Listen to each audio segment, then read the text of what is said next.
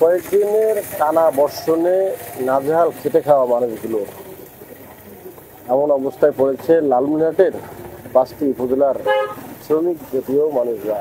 কেউ বাড়ি থেকে বের হতে পারছে না, যারা অটো রিক্সা নিয়ে বের হয়েছে তারাও যাত্রী পাচ্ছে না।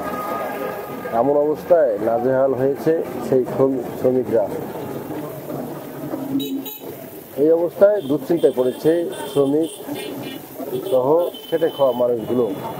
আর বৃষ্টিপাতের কারণে পানি বেশি হয়ে জমিতে বেঁধে যাওয়ায় অনেকেই রোয়াও কাটতে পারছে না।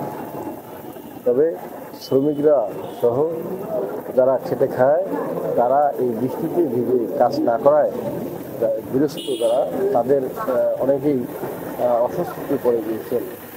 অনেকেই পারছেন না রোয়া সহ বিভিন্ন ফসল ফলাতে।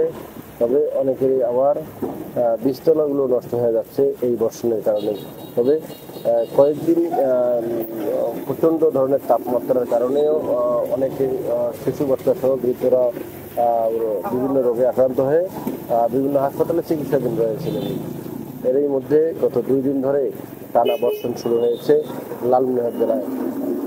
এই বর্ষণের কারণে যারা খেটে খায় তারা মূলত বাড়ি থেকে অনেকে বের হলেও পারছে না তেমন কোনো কাজকর্ম। অনেকেই দুশ্চিন্তায় পড়েছেন পরিবার চালানো নিয়ে।